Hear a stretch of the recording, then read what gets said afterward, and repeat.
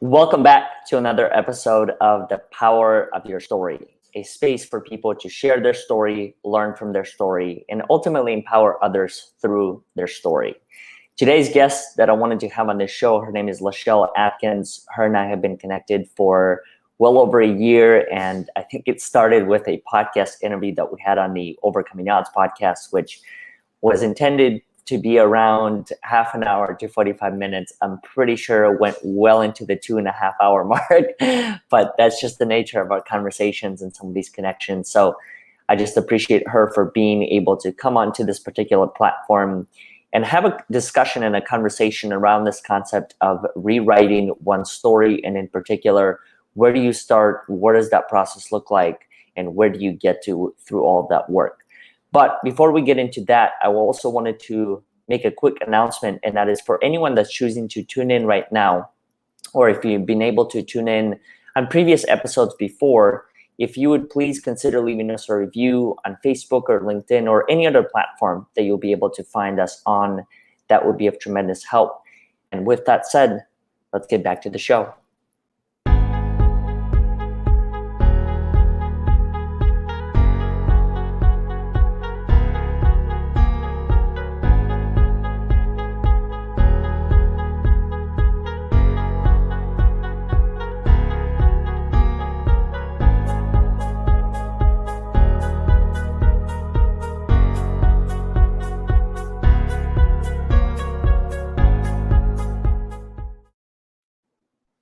Lachelle, how are you?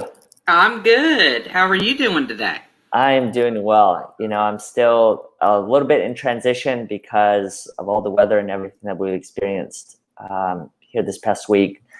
And I'm actually heading back to my place today because I heard that the water and the power and everything has been restored. So that was Good. talk about I was wondering, I was like, we're doing a little redecorating. I see a different background. So I was like, hey, okay. No, it's just been interesting to be in transition, and but at the same time, I think the biggest thing that I've learned is the importance of maintaining a learning mindset. That like sometimes circumstances change. You never know what those circumstances are going to look like. And I think if anything, it's my responsibility to learn how to adapt and how I respond to the circumstances, because as much as I wanted to think however many years ago that I can control whatever it is that's going to happen, it's just not the case. Yeah, isn't that the truth? I mean, we really got knocked upside the head last year with the pandemic to really drive that point home. So I get what you're saying. Yeah. And I also think that it's relevant to today's topic and today's conversation that I wanted to have with you around this whole concept of rewriting one story. But before we get into that, I want to say hello to Melody, who is joining us here from Massachusetts this morning. And Melody. The theme and the topic was, how do you rewrite your story? And I know that you have had quite a few stories within the larger story.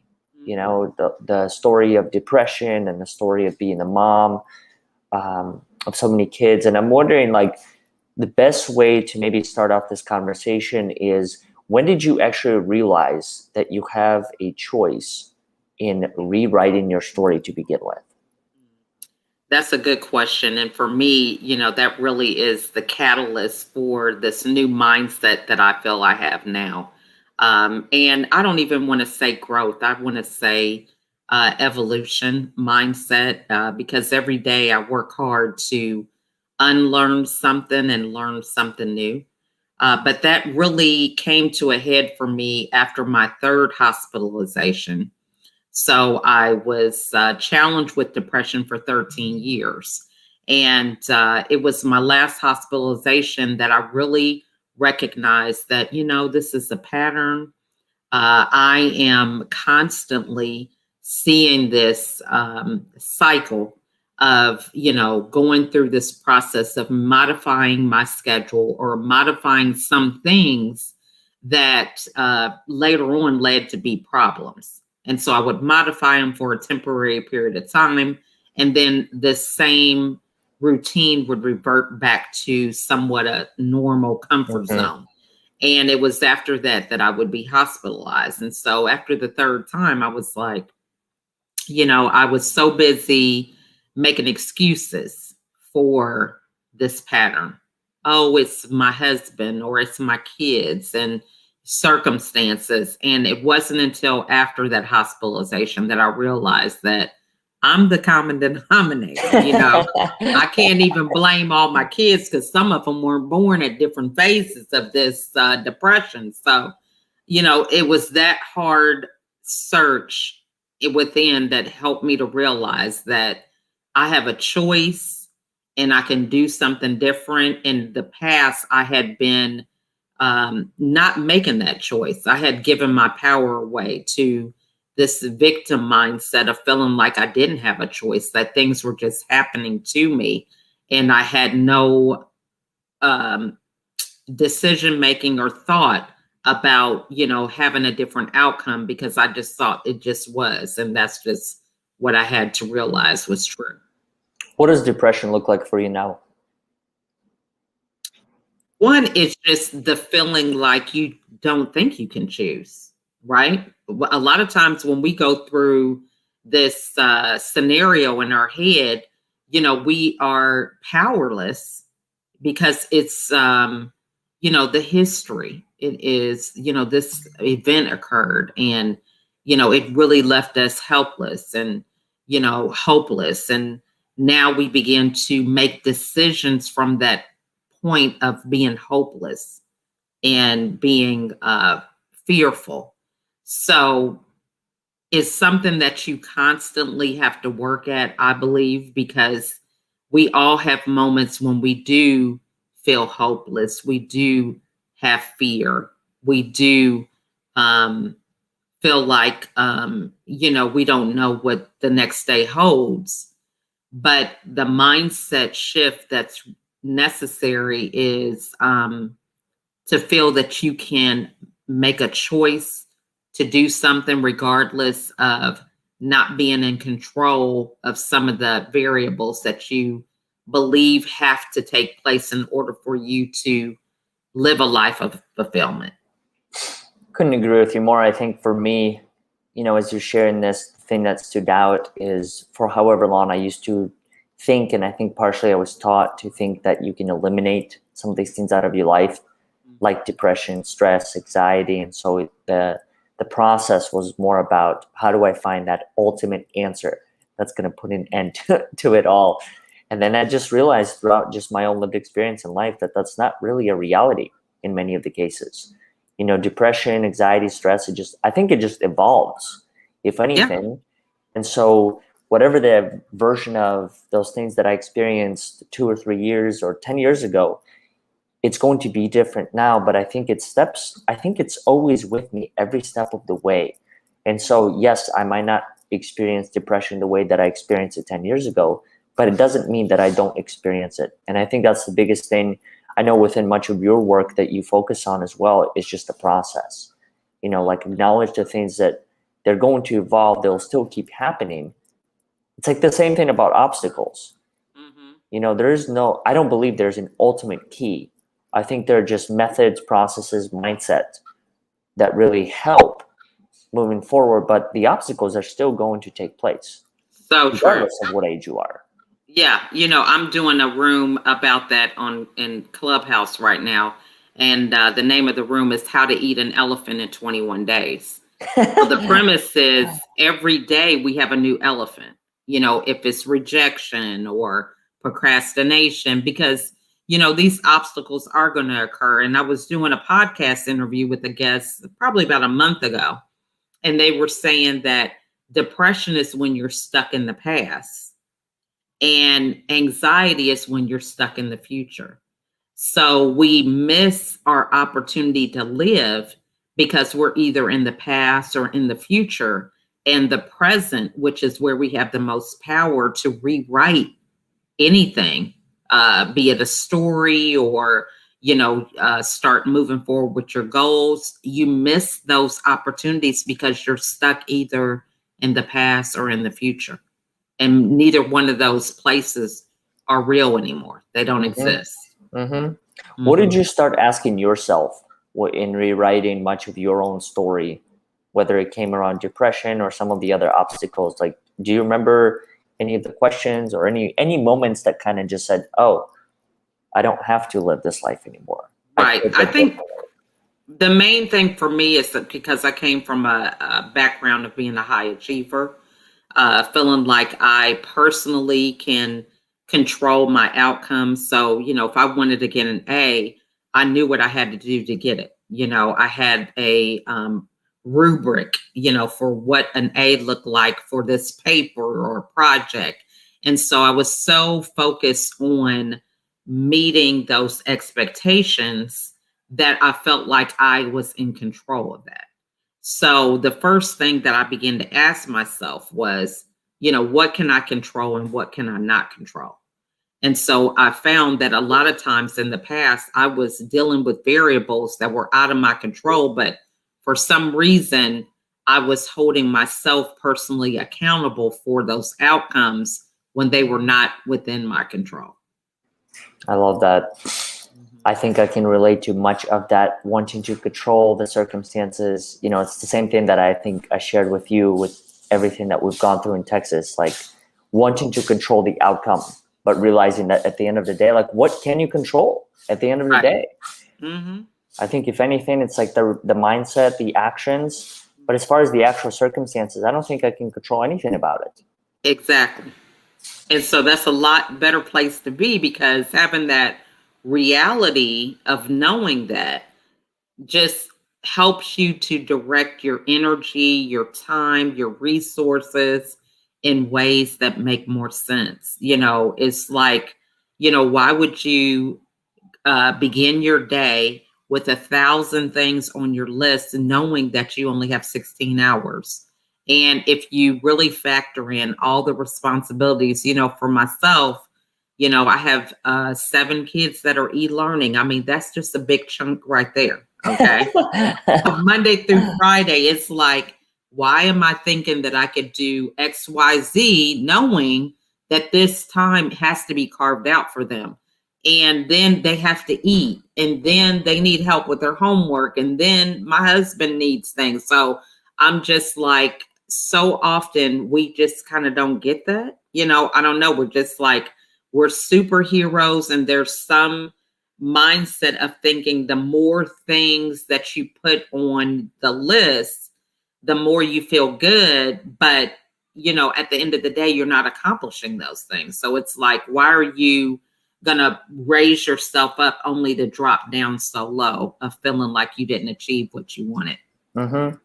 And I think I was having a conversation like this with Nancy John, during which she said a similar thing, like this whole concept of achievement being attached to self-worth. The more you do, the more worthy you are. And I mean, the more that I think about it, it's in the human being phrase alone, human being, like, it's okay to be sometimes. And I think somehow the model has been, or the story, and not in all cases, but some of the cases, it's been reversed. It's become a lot more about human doing. And if you're not doing, then you're not a human, or you're not valued, and you're not this, you're not that. And I think for me, it was the same exact thing. When I was able to kind of flip the script and understand that it's not always about doing, the thing that you brought up about the to-do list, I did the same thing. Like, I would fill up a whole notebook and then only get through like 3 things. Right. And then I'll look back at the whole thing. It's like, why did I just write 27 things? Did I actually think I could get 27 things done? Not out of the 16 hours. Because the reality of the matter is, like, only 8 of those.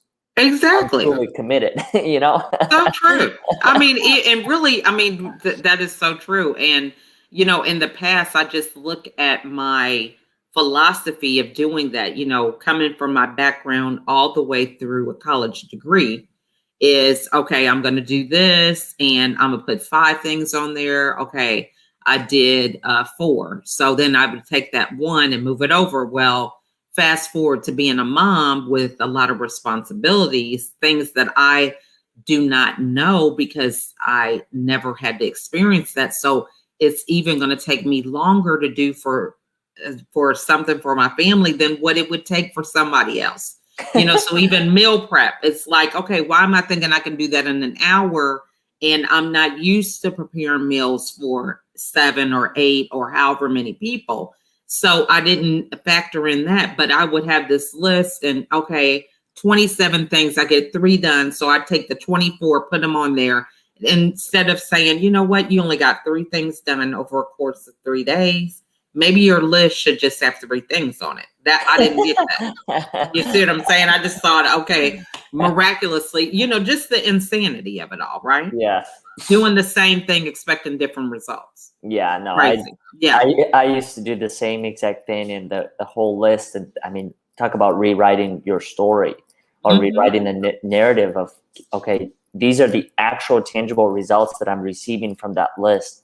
Why am I trying to stick to the other part? I think the same thing applies. I was having a conversation like this with 2 people the other day, Casey and Billy Atwell was the other one. And we were talking about this whole concept of being attached to a particular outcome, like saying that it has to come in this form, whether it's a form of coaching, speaking, whatever form of business. And I realized recently, within the past however many weeks, that it was actually not choosing to be attached to a particular outcome that brought in even more opportunities. Yeah. Not saying that like this package has to come with this price tag, and if it doesn't, therefore I can't take any opportunity outside of it. Because the reality of the matter is, I don't know how you look at opportunities, but I think opportunities come to me at the right time. Right. And you never know which one of them is going to lead to the next one and how it's going to lead to the next one. And I think, even just the whole thing of opportunities, I believe that, they're created. It's based on collaboration. That has really just been the thing that has been a very big catalyst to me rewriting my story is, I had this mindset of always doing things on my own, working hard, achieving the outcome. And after that experience with my depression, I've learned that, I'm not an island. And it is so much easier to work with a group, a team, or someone else rather than do things by myself. And having that intention when I meet people and just this whole curiosity of, where is this going to lead me? What is going to come from this conversation, from this event or whatever? And it has really opened my eyes. I met somebody yesterday, right? And we were just due to have like a little introductory call. I'm in this organization where I serve as vice president. So it was like a meeting. It's a referral program. And we ended up leaving the conversation with creating a new business venture. And it's something that's going to be used on a mobile app. So you just never know. If you're clear about your mission, your message, there are vehicles that will come to you. Now, I don't believe that would have happened if I wasn't clear or if he wasn't clear. And just being an active listener, because there were things that he said that sparked me to ask more questions and then just start asking him different things. And then I began thinking and he began thinking, and it created this organic business opportunity. But it never would have happened if I'm so busy trying to have the story of society of, okay, we're not the same gender, we're not the same race, we're not the same age, we don't have the same story. So a lot of these things prevent us from having those organic connections with people to create something great. What's the fine line then between choosing to say no to certain things? Is there one? Well, I think things can just exist. I really believe that the only limits are you saying no. There's boundaries that I believe that we can have in terms of how we conduct ourselves, how we guard our inner space and peace, and having time to rest and manage our daily schedule. But I feel like no is a limitation, because if you're in a mindset to where you love to create, you're innovative, everything can be yes. However, you may not be able to be a part of that whole process from start to finish or anything like that. It's really interesting that you've mentioned that, because so I've experienced a similar thing. I think, collaboration to me, it's been key. Understanding that there's only so much that I can achieve on my own. And I think part of that journey included like putting the ego aside and just really getting more in tune with this whole concept that it really is teams that accomplish many of the things. And I started to realize throughout my own journey, like that fine line between saying no to certain things and saying yes. I mean, for me, maybe it's more of like mission alignment or vision, does it actually make sense? But at the same time, I'll also say that there have been opportunities that I've created where there didn't appear to be a direct mission alignment to begin with.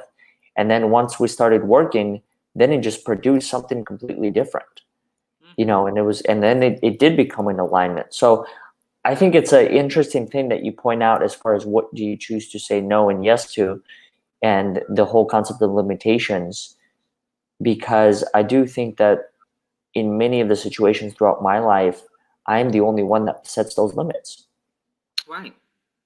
Because I'm going to tell you one thing, you're saying no because if you see something that somebody else may not even see.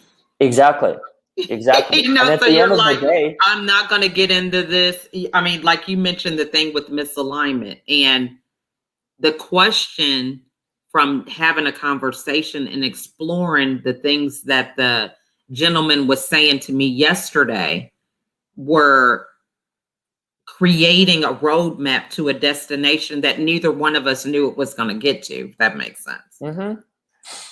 And those misalignments anyway are just based on your perspective. Right. And that perspective could be due to misunderstanding of the message. Exactly. Or there's so many other things that impact you, might be having a rough day. Right. Or being married to the outcomes. Because let's say that you're like, okay, I want to do this podcast and this is the topic that I want to cover. And you ask somebody about the podcast and they interpret what you're saying a different way than how you mean for it to be interpreted.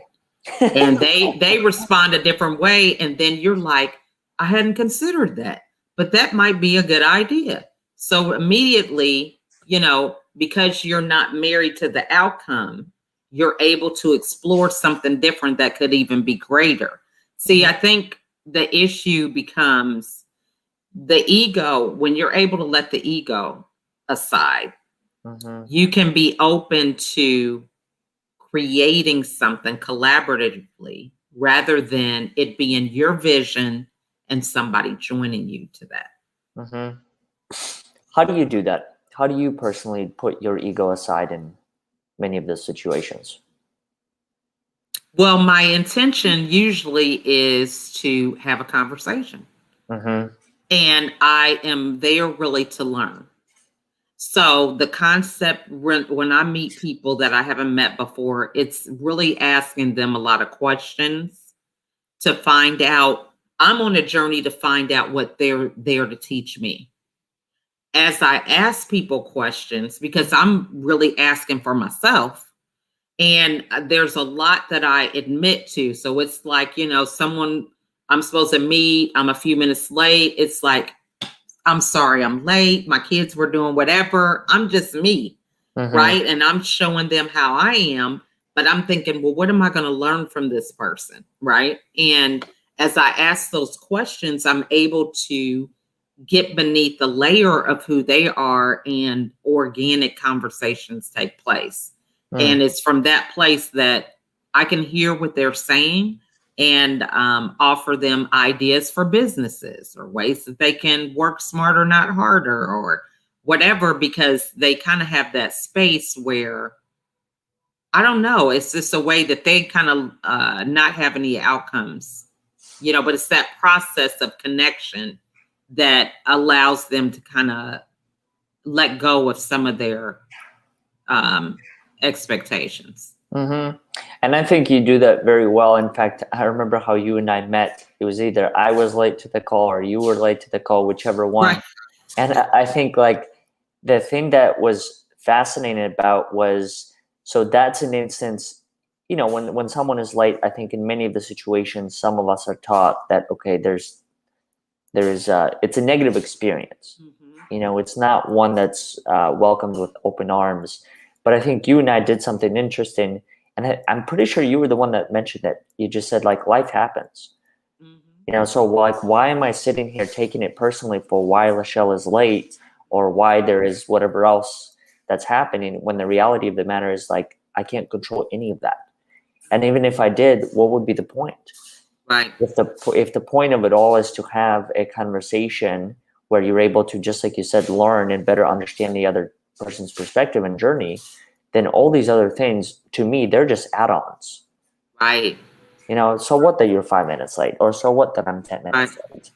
And I know that was one of the eye-opening conversations for me, where it just helped me understand that there's so many expectations and assumptions that I create throughout my own life. Like, it has to be this way. And if it's not, then there's no way it could work out. When the reality of the matter is, it's going to take its own course. It's going to be its own thing, as much as I want to control it or not. So true. And it can end up being something greater. Yeah. I'm learning through my journey that I don't want what I've seen before. I want something new. So every day I kind of have that mindset of, even people that I know, it's like, okay, how can I make this experience better, different? When I talk to people, I want to be able to give them something new. Mm-hmm. Who wants to just keep saying the same stuff all the time? I mean, otherwise, why are we even talking? You see what I'm saying, though? Yeah. Why Yeah. are you creating that space and that time? I mean, there are people that I keep in my life, and I consider you one of them, because you're like using life like a sponge. Mm-hmm. And it's saving me time to have interactions with you, because I'm learning something when I interact with you. Mm-hmm. Other people that don't have that mindset, I just don't have time for that, Mm-hmm. And I'm the same exact way. I think I find myself, there's actually like tension and frustration that I experience when it's the same exact pattern, the same exact thing, like, how are you? What's new in your life? Personally speaking, like, I think there's still value in those questions, but I don't find as much value, because I feel like then it becomes like a progress report, Right. And I don't want to do progress reports. I don't know about you, but I don't enjoy doing them. Like, I would much rather talk about something else in life, but then I also understand that not everyone is in the same exact space. Right. Not everyone is capable of having a deep conversation like we do. Not everyone is able to stay open-minded within a topic that you might have personal tension in, or even sharing a space where one is there to agree to disagree. Right. Because that happens, I think, with many Mm-hmm. of the conversation. So I always find spaces like this really special and unique, because, I mean, that's the thing that allows me to grow. And Absolutely. even if it is around the same topic, I just know for a fact that it's not going to be the same conversation, because you and I are at different chapters within our journey. Yeah. So true. I get that. Yeah. I mean, and there's always something to learn. I had an interview with a gentleman just this week. He was 24, and he used to do the social media for David Meltzer. And now he does it for Ed Milet, or, actually they're business partners.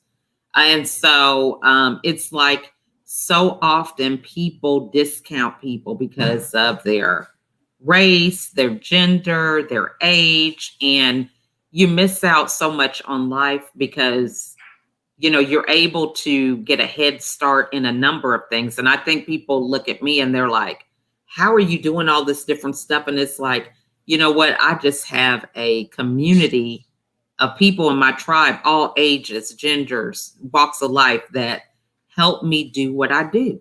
Mm-hmm. I have access to them that can save me time, save me money, save me experiences and heartache from experiencing life through their eyes. Mm-hmm. And I think that also goes back to something Melody had mentioned here in the comments, beginner's mindset of always learning. Mm-hmm. Choosing to understand that I don't know it all. I know for me, one of the things I'm working on is this whole concept of I'm not right, or I no longer want to be right Exactly. all the time. I think Yeah. if anything, I'm becoming sure or less sure about certain things, because that's just the reality of life for me, is that the more perspectives I open myself up to, the more I begin to understand that, wow, there are so many different ways to think or do the same exact concept. Like washing dishes. Is there a right way to do it? No. Some people like to fill up one sink, both sinks. Some people don't like to wash dishes. Some people like to use the dishwasher. And which of those three is right? It's So only true. right according to the person. Right. Now, that is a good point. That's what I was going to say, because there is no right or wrong. It's only what's right to you. Mm-hmm. Because you don't know what you think somebody should do based on their life history, their story that they have for themselves or their own experiences. That may not be right. Because see, what happens is when you come from a place of something being right or wrong, that's you being married to the outcomes that only affect you and your story and perspective, trying to put that on the other person. Mm-hmm. Yeah, and then so the more you let that go, the better off you will have it. Mm-hmm. And from there, I think that's where this responsibility, at least for me, of trying to understand, what am I projecting upon other people? What's the story that I'm projecting upon others? Mm-hmm. The whole thing about, well, I might not have been able to do this. How am I projecting that to other people? Am I telling them that they can't do it? Or I'm encouraging them to explore it on their own and find their own ways and their own solutions? And that, I don't know where that comes from as far as that form of responsibility, but I know it's something that I'm actively working on and trying to develop like more and more. These conversations help me tremendously, because they help me see that like I can be better because I know better. Mm-hmm. So true. And I think, that whole thing of really being married to the outcomes is huge to overcome, because, it has really helped me. I don't have any personal responsibility for people anymore. The only person I feel responsible for is myself. And when you have that mindset, you're able to inspire people. It's like, oh, you know what? You're having an issue with time management. Well, this is what I do. Now, it may work for you. It may not. You might find that I have 5 things and only one of them works for you. Yeah. However, I can help give you value, I'm willing to share, but you can create your own. You see what I'm saying? You're not married to that. So you go on, you just be truthful about your journey and you keep it moving, And I think that's the thing that makes it inspiring more so than, I really have a rough time with a lot of these platforms where you have coaches who it's this formula and this is how, or, I was talking to someone yesterday who was advising me on certain business decisions, because it's like, you've doing a lot of things. And I'm like, okay, I like doing a lot of things. Because I feel like I have no limits, right? Because I designed things to be that way. And, if people get intrigued with that, they're like, okay, so what is it that you're doing? Because I'm not really, my mission is to raise awareness on a topic that a lot of people would not even want to bring up. Depression is something that is unheard of people really talking about it. And we talk around it. Yeah, you need to have self-care. You need to do this, but nobody knows what that means and how to execute it. So I like to be able to create platforms to do that. But that's something that, you can't throw money at depression. So people always are trying to figure out, well, how are you getting paid and how is this happening and all that? And it's like, you understand my message. So what is your point to asking me these questions? Because do you want to help? Or are you just trying to figure out how I'm gaining? You see what I'm saying? Where do you think those questions come from? Well, I think people, this is good. Okay, I did an interview a couple days ago, and the guy said that, it doesn't give me a compliment if you tell me I have potential. Because in my mind, potential means that I'm not all of what I could be. So I think people are able to sometimes see your value, and we label it as potential, but the person is still in the process of getting there. So I think when people ask me the question about money, a lot of times it's coming from them seeing the value of what I have, and they just are, they want to know, I don't know. It's kind of like they see the worth, but it just makes me wonder, what's your motivation? Because if you see that and why are you not saying, well, can I collaborate with you? Yeah. Or I noticed that you would be good at X. So, because I think there's an element of the ego being there.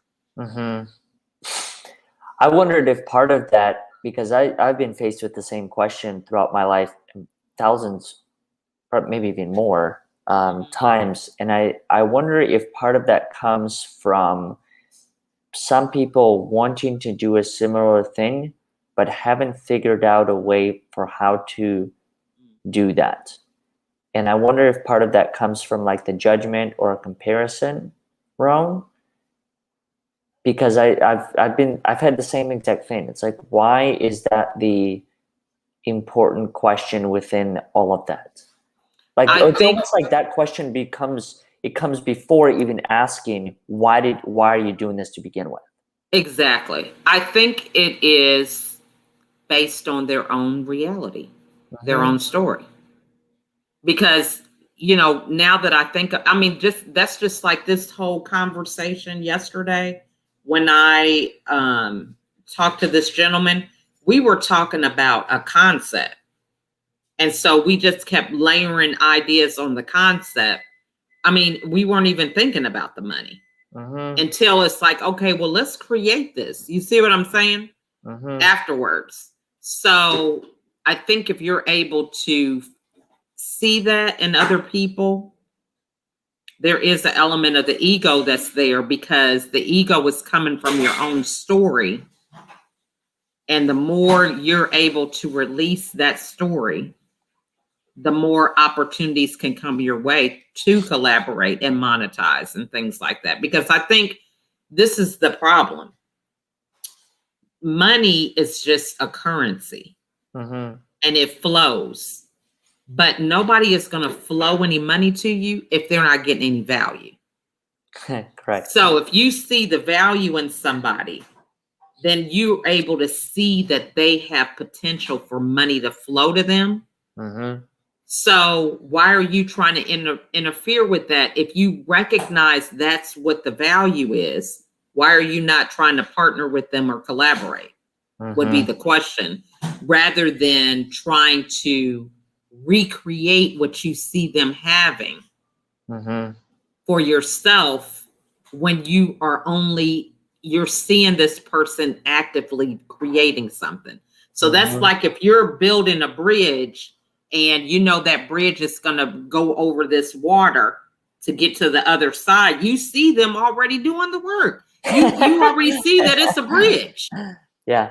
And then you want to try to do your own instead of just, you see what I'm saying? Yeah. I don't know. I just see things so much more clearer now that, I mean, I'm all for, and I was listening to Grant Cardone yesterday. He was on Clubhouse and he said, you know, I've learned through my own experience that I connect with people now that I can either lift up or they can lift me up. He's like, I join people that if they have something that's already working for them, why am I going to go and try to reinvent it when they're the expert and I can just get on board with them and support them and do what I can to bring who I am to the table. Where if somebody has something that I see that has actions or resources or whatever, why wouldn't I do that? Yeah, and I think that whole thing goes back to what you and I have said multiple times throughout this, the ego, choosing to put it away. I am curious though, however, when it comes to this, there's this phrase that I've come across. I don't know if you've come across it, and it's like, if you're doing the right thing, money will follow. What are your thoughts on that? See, I don't even think the right thing is even part of the equation. I would say if you're providing value, money will follow. Money will appear. You know, you can create money from the value that you provide. Yeah, because I was thinking about that recently, and then so this was I guess you could say a phrase that was floating around when I was first starting much of this work 3 or 4 years ago, and it was focused on do the right thing or follow your passion, and money will follow. And I realized that following the passion alone, it actually did not produce any of the money or anything, but it was, I think the value component is key. Understanding how am I providing the value, what's the value that I am providing, and then from there some of these other things do, I don't know if they necessarily follow, I think they appear. Exactly. Well, you create them. Yeah. See, you start with a plan, and as you exercise that plan, or you know, take action on that plan, the opportunities will appear. I don't think they follow because it's a part of you taking action. You know, and think about it this way. Money is already out there. You just are changing the way somebody spends the money they already have. True. Based on the value that you provide. So just imagine if Clubhouse was something right now is free, but if everybody had to pay for it, right? And they felt it was valuable, they would allocate, they would disrupt their current money flow to either purchase Clubhouse or not purchase it based on what the value is that they see for it. So you can do this at any point if you create value. And that probably will happen with Clubhouse. Right. Well, yeah, because I'm saying the money is already there. It's already in circulation. You're not doing anything different. Yeah. I mean, you know, in terms of, I mean, so people get caught up trying to tie themselves to that flow of money when that's already doing its own thing.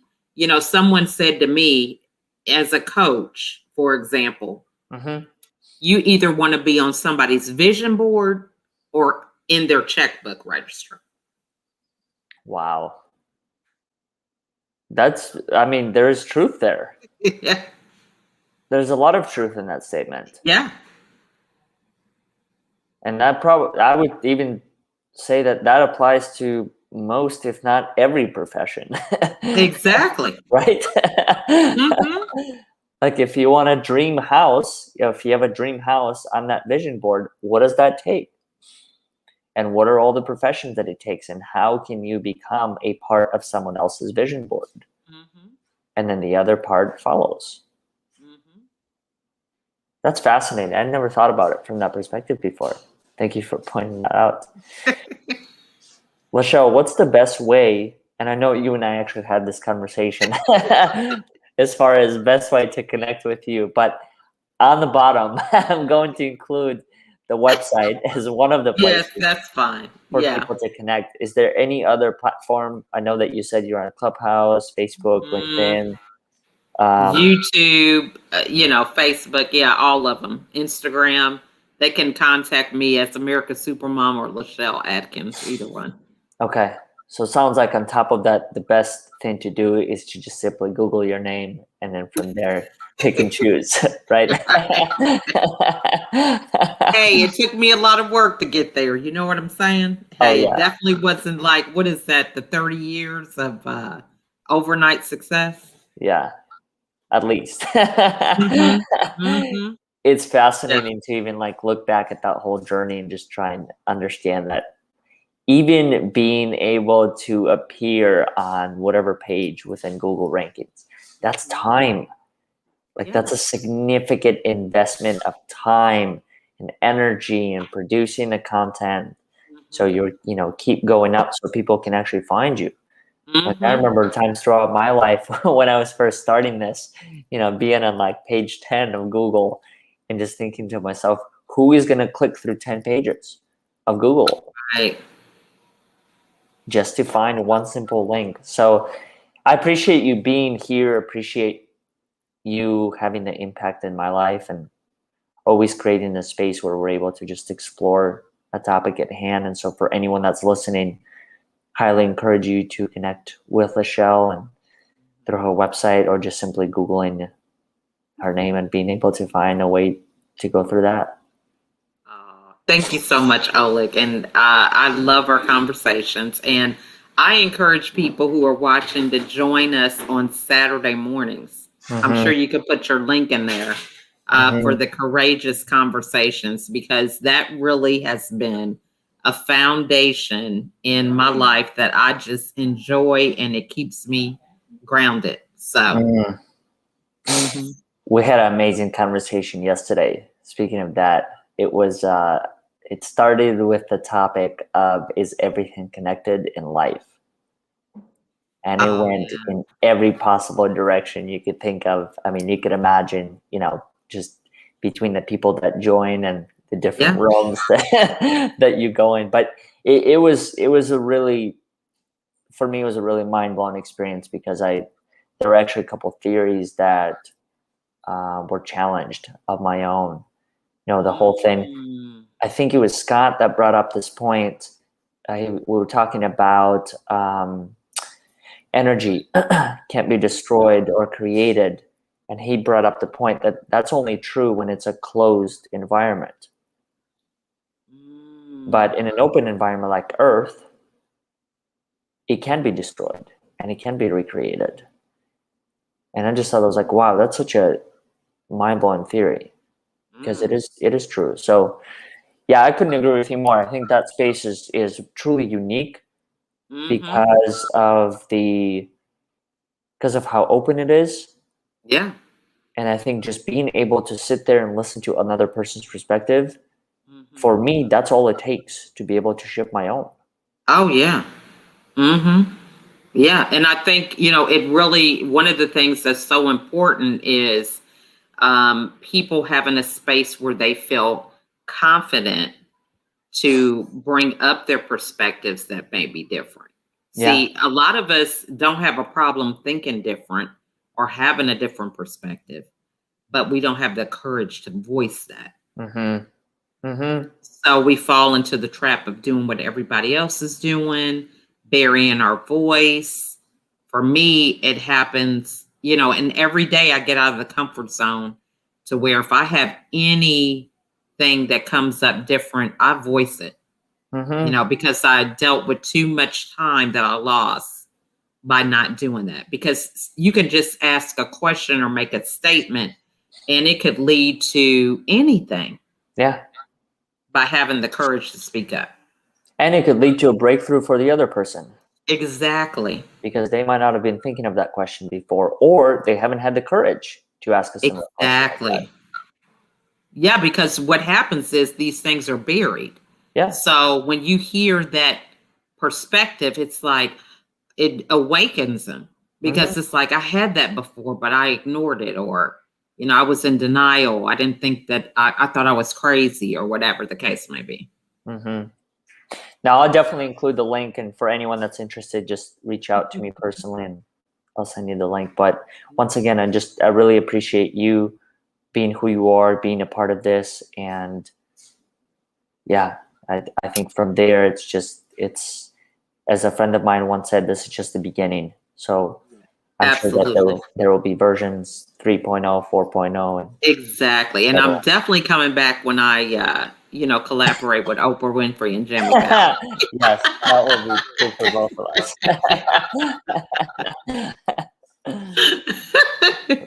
You know, hey, it starts with your mindset, okay? It does. And we're all connected. So, hey. Couldn't agree with you more. All right.